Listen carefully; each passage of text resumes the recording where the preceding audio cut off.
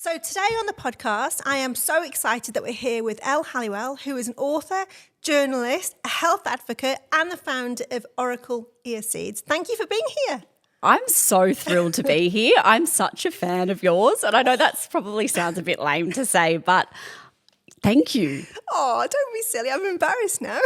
Thank you for coming. I mean, oh my goodness, I feel like I could talk to you for hours and hours. We kind of already have. I know. I know. I was like, we should have just been recording this even for the bloopers. I know, totally. So, Elle, I mean, there's so many things I want to talk to you about. But firstly, I would just love to hear about your health journey because you've had a tough road and you're good now. But talk to us about what you've been through. Yeah, it's quite a long story. I'll try and summarise it.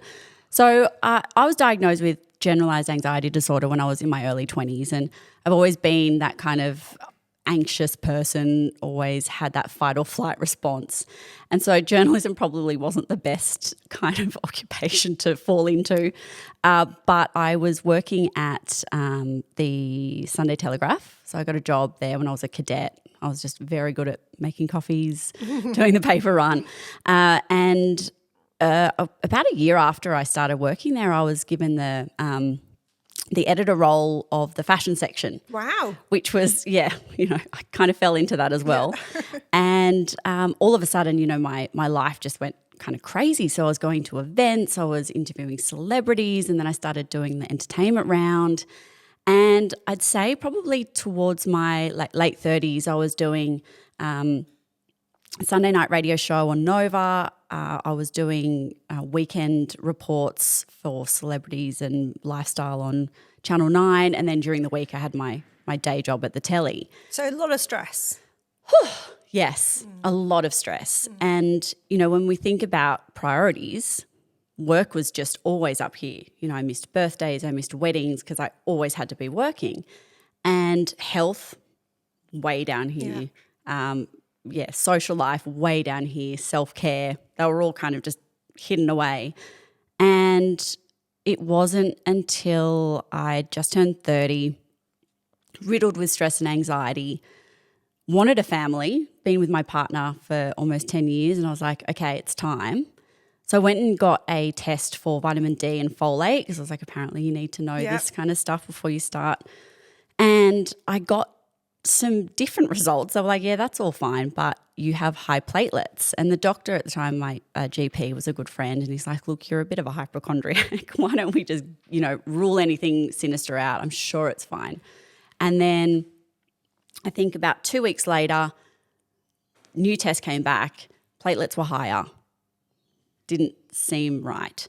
And so I got given a referral to a hematologist. Can I just ask, what are platelets? Platelets are a part of your blood. Okay. So they help to kind of keep your blood thick, sticky. Okay. Yeah. So if you have low platelets, sometimes that can be a sign of, a virus or something you're recovering with. Your immune system's just going a bit funky. Yeah.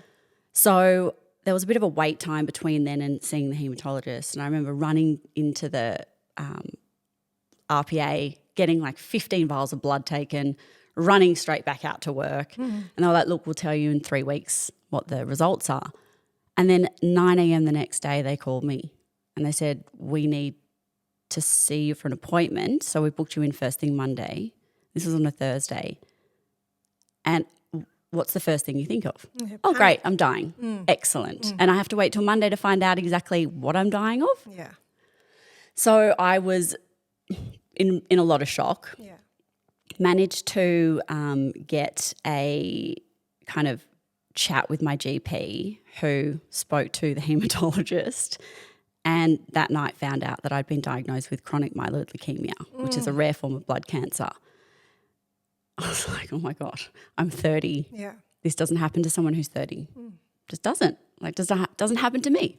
People in my family have never had blood cancer.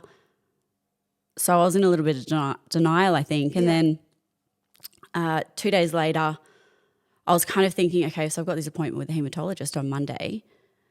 What's he going to ask me? I was like, he's probably going to ask me like if I've got children, if I'm planning to have children. I was like, well, I wanted to.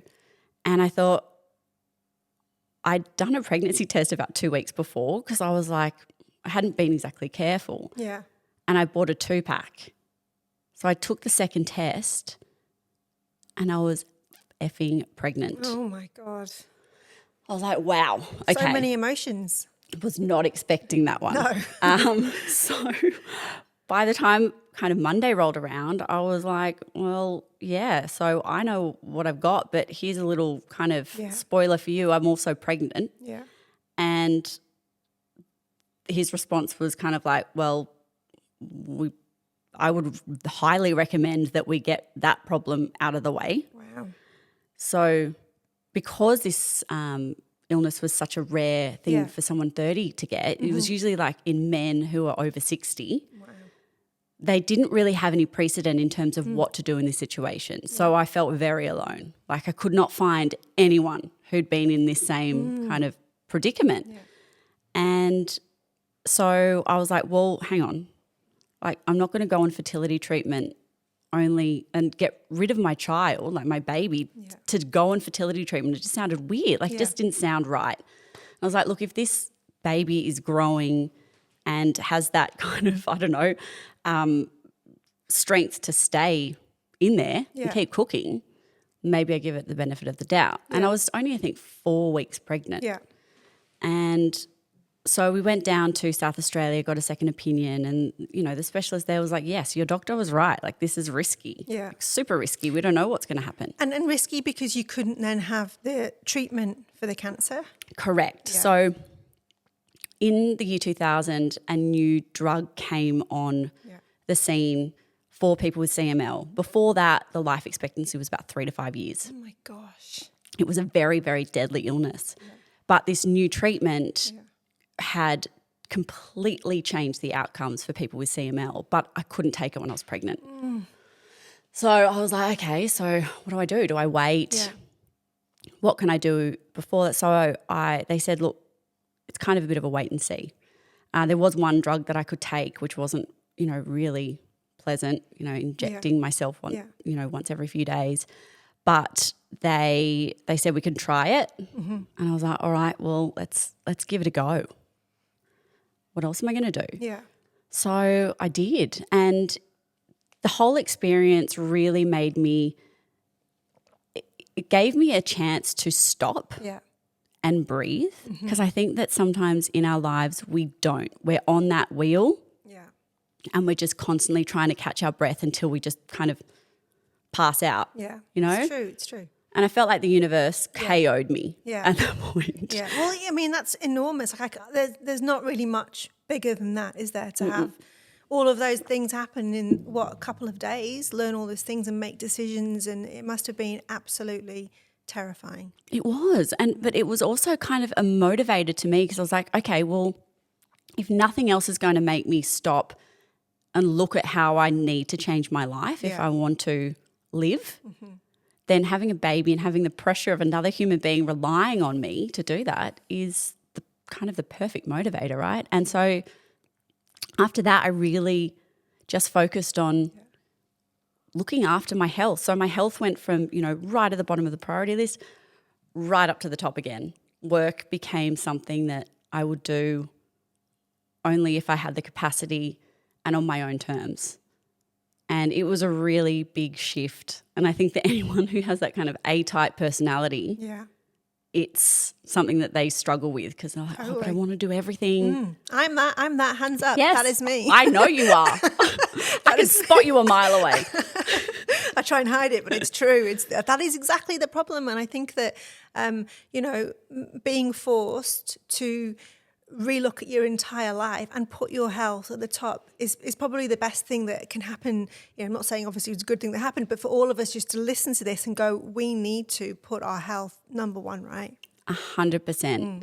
And when I say health, I don't just mean nutrition because mental health, I think, is as important, if not more. Because what happened when I, you know, did get diagnosed is that pendulum of health went from like champagne at parties and, you know, hot chips on the way home and coffee during the day to I don't want to go out because I'm scared that they've cooked that with in the microwave with plastic and the BPA. Yeah. And I was really close to getting that kind of what's the word?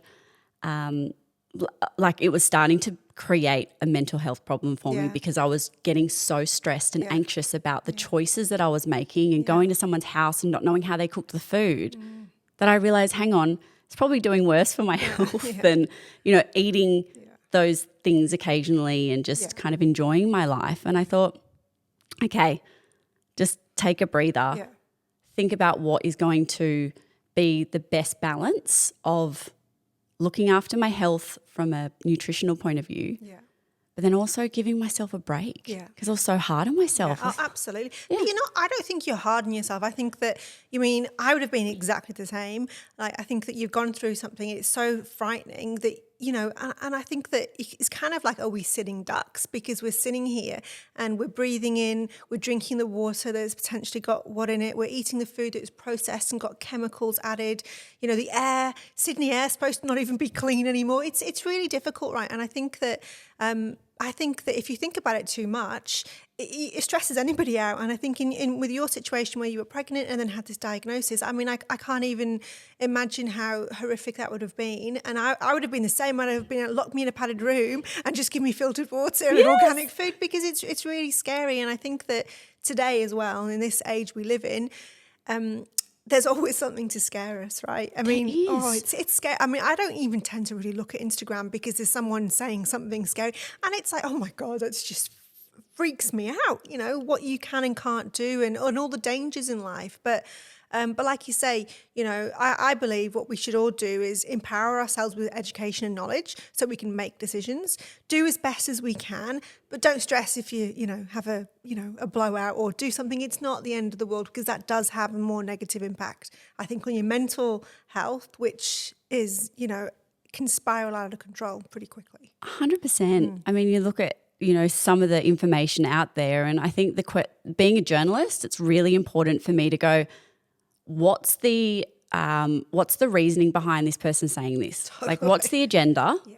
And then kind of figuring out exactly, whether that research there's that unconscious bias, whether, it is just kind of that marketing. So kind of just empowering yourself to know how to learn, how to find, the best nutritional advice that you can, speaking to someone one-on-one, getting that advice, I think is really, really important. But I also have come to this realization because this all happened in 2016 when I was diagnosed. Yeah. And so throughout that, I've gone through these ups and downs of like my health and trying to find that kind of balance. And I think what I've kind of realized is every single person is unique. So, something that someone says, and I think we're really lucky we've moved on from that thing, which I think was quite prevalent in like the 2010s that was, or even before that, where it was like, this is the diet that ends all diets for you. And everyone is going to benefit from this. Everyone is going to be able to do this. It's like, no, you take a bit from here, try this one, try a bit of that, and then see how your body reacts, what suits your lifestyle. Exactly. But also, like, we're so lucky because today we've got all of the knowledge from modern medicine. We've got all of the knowledge that have been built from like alternative, ancient traditions, things so like much. That. And they're starting to come together. And I like to look at it not as a religion or, a political debate. It's not you're either one or the other. They all can merge together. And I reckon if we asked, Neanderthals 5,000 years ago if they'd, rather have like a completely organic, chemical-free lifestyle and stay, where they were, or have what we have today in terms of having the knowledge, but also having, those other kind of toxins and things like that in our life. Yeah. I kind of feel like they'd be like, no, give me the comfy sheets and the 1,400 count bed linen in the fridge any day of the week. And we are living longer than ever, but it's about living well, as we talked about before, right? Yeah, absolutely. So Talk to me through what happened, because obviously people listening who don't know your story are going to go, what happened? And so you obviously went through your pregnancy. You didn't take that cancer treatment, and you kind of you kind of so brave. But I think every mother would say 100%. I would do the same. You know, how was that pregnancy for you? And then how soon? Obviously, you had your little boy born tour, which was incredible, and he's 7 today. He's 7. He's 7. Talk to us about that journey and how soon from him being born did you then start cancer treatment? Like, talk to us about what happened. Okay. I just want to go back though and just say as well that if I had already had a child, my decision may have been different. Yeah, right. And I think too that it is such a personal thing as well. And so for me, I made that decision based on so many different factors. And I also feel that there's not one right choice. Yeah. And because I didn't have any other children, I kind of thought, well, if things kind of go pear-shaped, it's on me and I'm not, going to feel that kind of guilt. Yeah. I had Tor a month early. My levels started to rise. It's a slow-growing cancer, so it takes sometimes between 2 and 3 years for it to go from like a kind of early stage to an acute stage. Yeah. And so my levels spiked and they were like, okay, we've got to get him out. And I was induced. He came out 3.1 kilos, no special care. God knows what size he would have been if he came out at 40 weeks. Oh my God.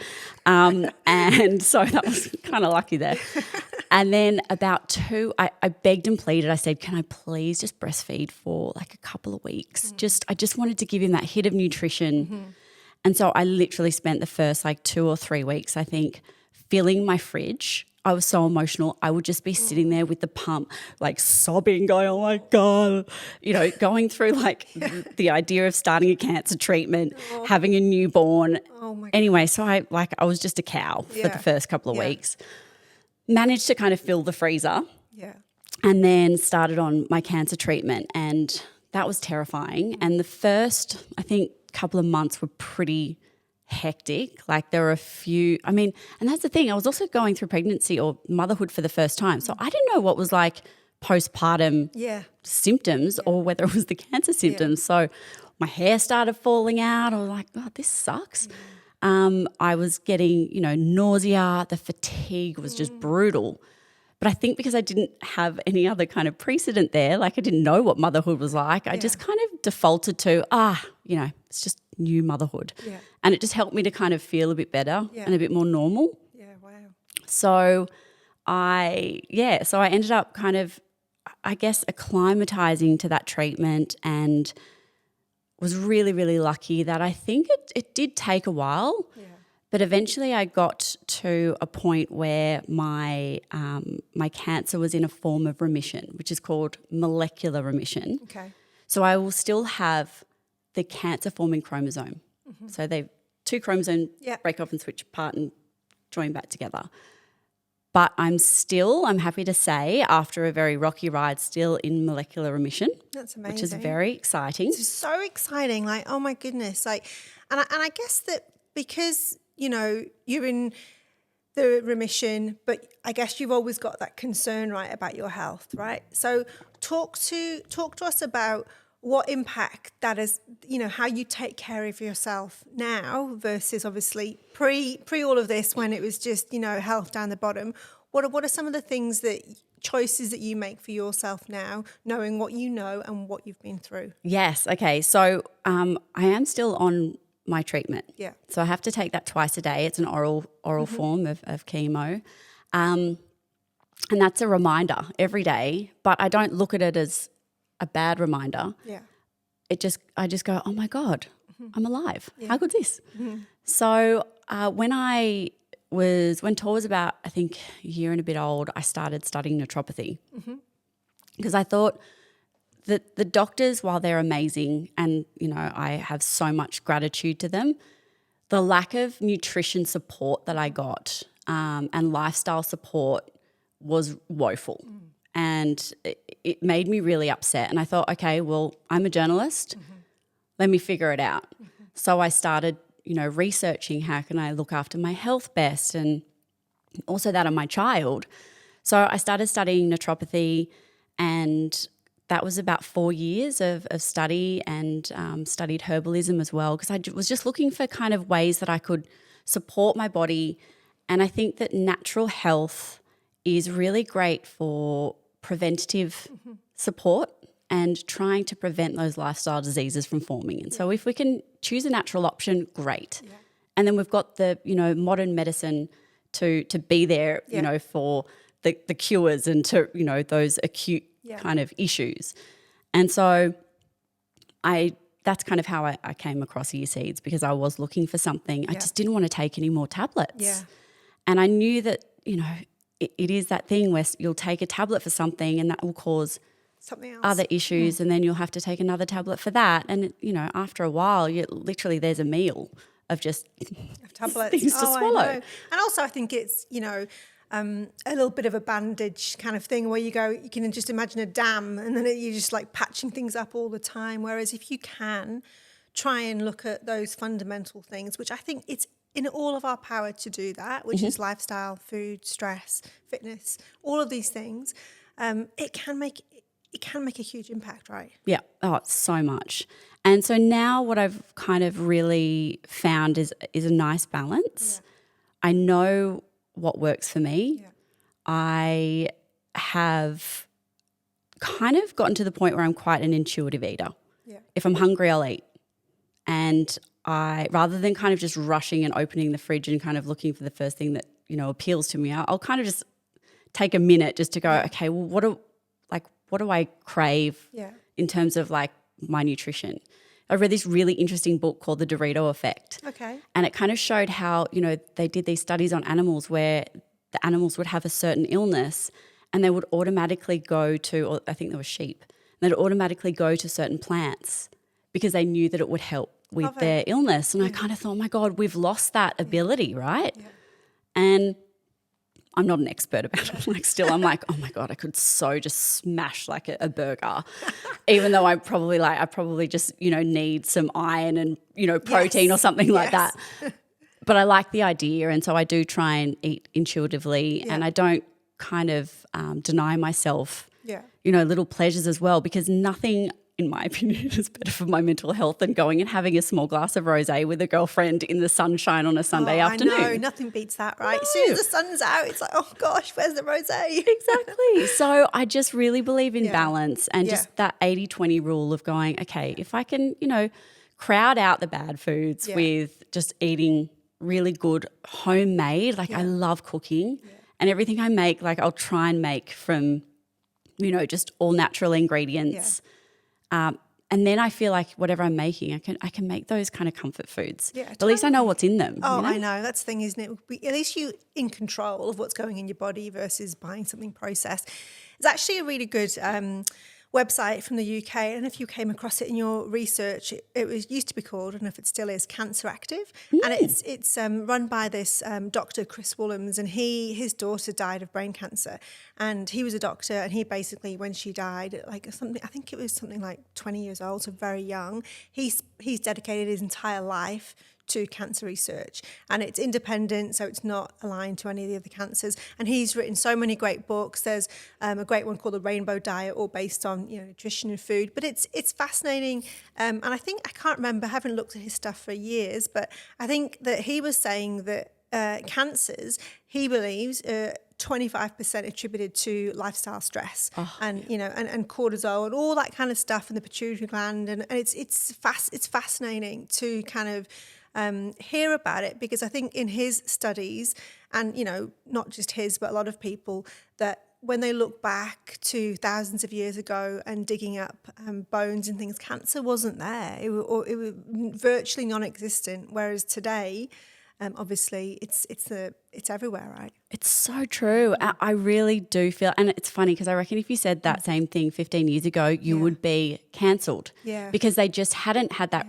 the studies and the research to back up that kind of mind-body connection. Yeah. And having had that chronic anxiety, I went to a naturopath once and I was like, my fingers are tingling and I can't feel the side of my face. Yeah. And she's like, well, it's because you're not exercising the adrenaline that's constantly building up in your body because you're just sitting at a desk all day. And that's actually one of the biggest changes that I've actually made in my life is walking. And I do about 15,000 steps a day. That's a lot. It is. And I love though, it. Hey? It has been the biggest game changer of my life for so many reasons. It gives me time to call my friends and family who I haven't been able to see, who might be overseas. Yeah. So I get that social kind of cup filled. Yeah. I've met people from the community because I do the Bondi Promenade every day, and I've made so many friends, just, people you see every day. Being outside in that sunshine in the early morning, going for a swim as well, and, doing that sand walk, just feeling the sand on my feet, and the mental health implications. I listened to one of your earlier podcasts while I was walking this morning. Oh, awesome. So it's that time where I'm not looking at distractions and I can kind of go, okay, what's the day got ahead? And if I've done this, the rest of the day can fall apart. And I've done my walk. I'm out in nature, seeing friends, and it really – I could write a book about it because I'm such an advocate for walking, and I'm not an exerciser. Hate exercise. I know that sounds really bad. No, it's not. I think a lot of people feel the same. My little boy woke up the other day and he said, because he's into his sport and he's into his fitness, and he said to me last week, I'm going to get up early and do some running. And he said to me the other day, how do you do it? So when you wake up in the morning and you're tired, you don't go, I don't want to do it. I was laughing at him and I'm, you and the rest of the world. And I said, it's firstly trying to find something that you don't hate. Yes, that you love. And love, because if you don't want to go and run on a treadmill, I mean, it's not, the most inspiring thing to do. But I think it is about doing something that you enjoy, and walking is a great way to do that. And I think I read something the other day about they did some brain scans on people who were sitting down and just sedentary, and then brain scan on someone who's just come back for a walk, and all these, bits were lit up, and there was all the I can't remember exactly what it was, but it was a part of the brain that's creative and thinking, because when you're out there, you're seeing so many different and hearing as well, sights and sounds, that it basically lights up your brain. Oh my God, all my best ideas happen when I'm walking. And I also find it's really good for having difficult conversations, because you're walking in parallel with someone, so it's not feeling as kind of intrusive. Yeah. So when I've got something to say to my husband, I'm like, should we go for a walk? And I always feel like I can address things that are a bit trickier when I'm with him. Yeah. And then also there have been a lot of studies that show that walking in nature and under trees produce phytoncides, which is like a chemical that they have actually found can kill our or create the number of killer cells, oh my God, what are they called? They are called killer cells, but I can't remember the exact name. But Well, we get it. So it's basically walking into trees, do it. Yes, they will actually improve not only your mood, but they have a physiological effect on your immune system. Wow, basically. Isn't it unbelievable? And I think that because we were talking before, but because everyone's so busy in life, everyone's busy, and you think of how it used to be to what it is today. I feel that the load on everybody has gone up 100 times, and everyone's so busy that no one stops to hear this stuff and listen, because they're running from job to job and working and juggling. And it's when you just stop and listen, you're like, wow, life could be simpler, right? Yes. Go for a walk, plant some trees, eat well, don't eat processed. But just jumping back to food, what I would love to know as well, are there certain things that you now go, I don't eat that, I wouldn't eat that because it's not good for my body or for my health? Is there anything that you go, no? I don't say that to myself. Mm-hmm. Because, to be honest, I think that life without the possibility of sharing a bag of Maltesers sounds really sad. But I think that it's that denying yourself certain things that makes you want it more. Yeah. And I also feel a sense of responsibility to show my son that eating intuitively and not kind of demonizing foods to the point that if he's at at a friend's house and they say, would you like an ice cream? He freaks out. So for me, I'm like, if you can eat, he eats with us every night. He has since he was, tiny. Yeah. So he eats what we eat. And so for me, I'm like, I want you to try everything. Love it. But I just want you to know that things that come from a plant are a lot better than things that are made from a plant. Yeah. Well, made in a plant, sorry. And I love the Michael Pollan quote, which is eat food, mostly plants, not too much. Yeah. So for me, it's not about saying no to foods, but it's about saying yes to as many colourful, natural foods as I possibly can. Yeah. And then I really do feel like if your body is getting the satisfaction from getting all of that, the nutrients that it needs, the cravings for the bad foods aren't going to be as strong. Yeah, I agree. I totally agree. And I think that just referencing that Chris Wollums, who's the doctor who studied it, and I've read lots of his stuff, I think that they, through the research, had found as well that back in, thousands of years ago when cancer wasn't, they couldn't find it in any kind of archaeological dig-ups, that the diets of humans back then was around 30 to 40% legumes and plants, whereas today it's 3%.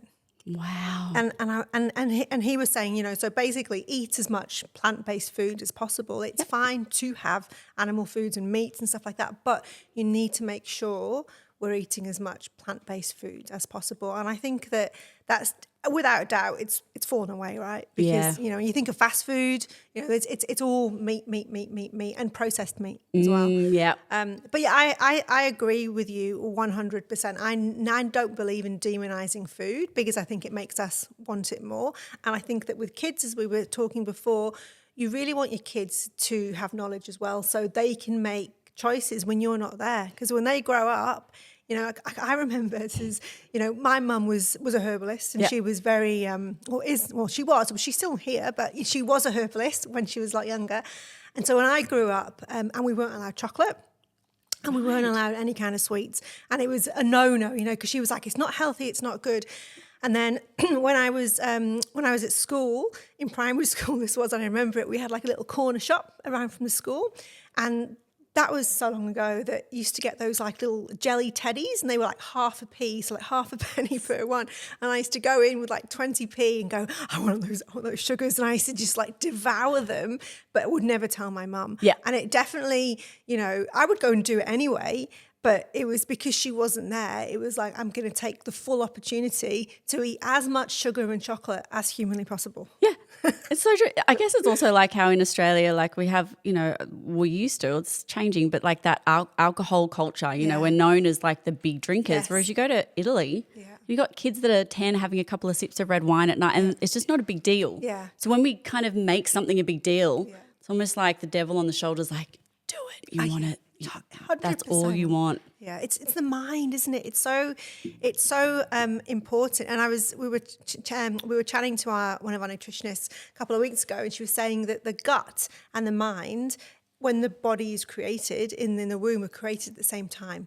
So that the what you feel in your gut and your mind is so work hand in hand, which is why kind of health and nutrition for gut health is so important, because the mind, if your gut health is unhealthy, it can lead to depression, it can lead to your mind not feeling good and mental health issues. And I think it's just fascinating when we learn more about how the body was created, what we need for the body. And it certainly makes me a lot more mindful about the choices I make. I'm the same as you. I don't demonize food, but I'm very conscious, like, for example, on gut health. So I'll always go, right, I'm going to have pineapple, I'm going to have fennel. I love ginger and turmeric. I have that every day because I know that that's doing good for my health. It doesn't mean I don't have a glass of wine, or it doesn't mean I don't eat certain things, but it just means that I know I'm making positive steps every day to kind of help my body function well. Yes, and you're right. The more you're eating poorly, your gut's creating, reducing all of those feel-good chemicals, the dopamine and, those endorphins. And then you're like, oh, I'm feeling really low. I think I might just have a little like bag of, kilo bag of lollies. And then that, perpetuates. It's such a cycle. So if you can kind of, I guess, get into that thing where you're nourishing your body, it's going to make you feel good. Yeah. And so you're going to want to choose those good foods, right? Yeah, absolutely. But, I think that one of the things I've learned over the years of, doing what I've done for a long time is that humans we need to, it's easy for us to go off track. Yeah. Right? It's really easy. We can sit here today and listen to this and go, 100%, I'm so doing that. But then after a week, we fall off track. So, and I think there's nothing wrong with admitting that and owning that and going, I need help to come back on track. And whether that's surrounding yourself with people who can help you, whether it's being communities that can help you get back on track. Like, I'm not perfect. Like, I can, if anyone's listening to this and thinking, God, she must be perfect. No, 100% not. Like, I do silly stuff and eat things I shouldn't or don't exercise as much as I should. But it's all about correcting course, right? And being surrounded by people and like-minded people and communities that can help you stay on track. Yeah, just creating those small habits. They build up to the point where it feels weird not doing it. Yeah. If you get up and you have a certain kind of meal that's really nourishing, you do that long enough, then you wake up and you choose kind of something that's maybe not, and you're like, something feels off. Yeah. So implementing those small habits slowly is such a big difference. And I also think that it's really important to figure out your body. So going and getting all of your tests, 100%. figuring out, if there is an intolerance or if there's something that you shouldn't really be eating for you, that's going to help as well, because you go, oh, that's maybe why I feel bad whenever I eat this food. Yeah, absolutely. And I think that, like, I'm a big believer in, at least, once a year going to get all your bloods done to go and find if there's anything amiss. Absolutely, because your optimal range is different from everyone else, and the normal range is sometimes not actually optimal. Yeah. So finding out exactly what is optimal for you and getting that checked based on your previous rather than what the general population is. Yeah, I do it every 6 months, get a full blood test. Yeah, 100%.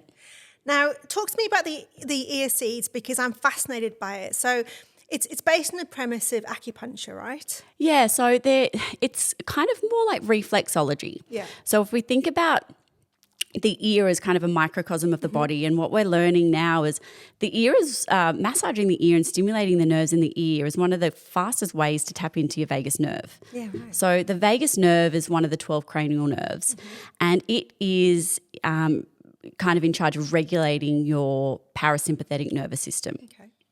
When we're in fight or flight, so anxious, stressed, which we all are a lot, we're in fight or flight mode.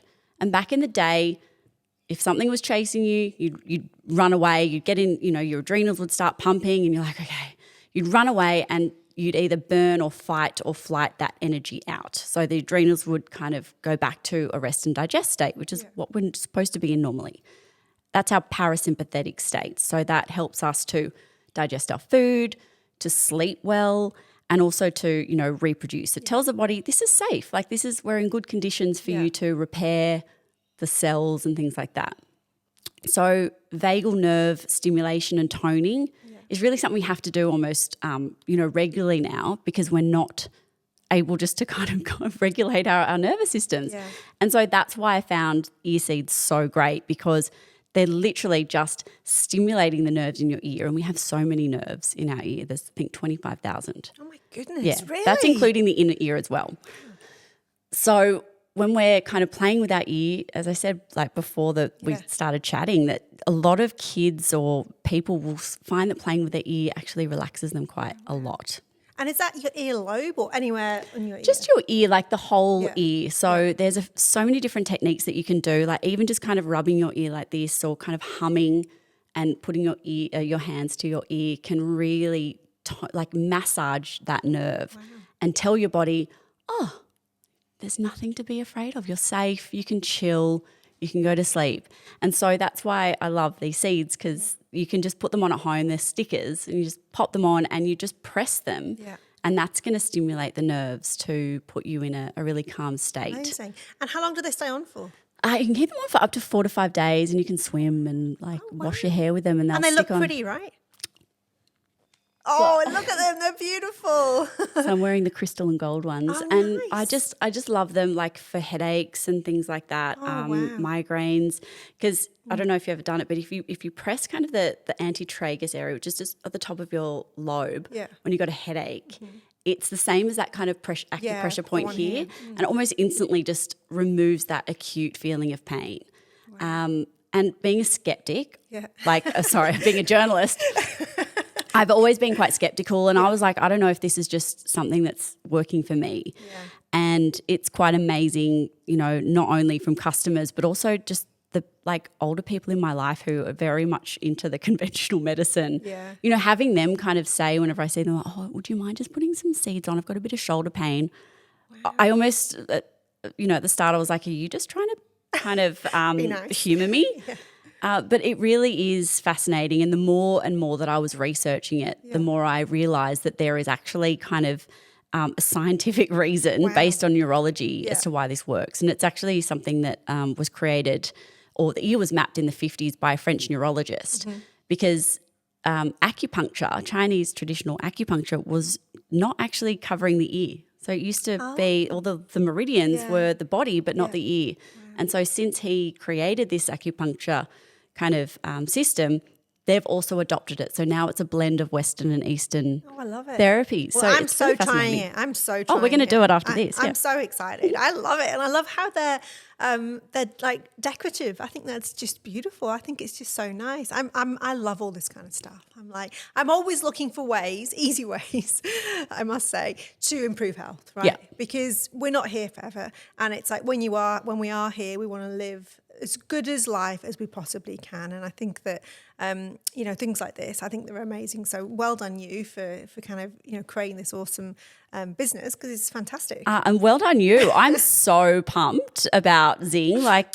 It's amazing. And as I said, I'm a big fan. I've been following your trajectory over the last decade, and I'm just so excited I swear every time your name comes up, I'm like, oh my God, she's done something amazing again.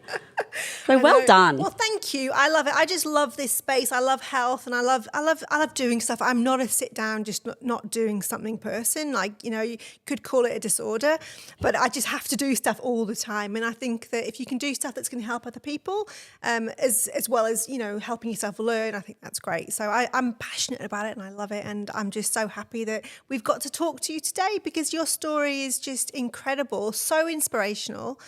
So real. You're amazing, and I'm just so happy we could chat. And I know everyone who's going to be listening is going to be thinking you're amazing too, and Googling you and seeing who is this crazy amazing person.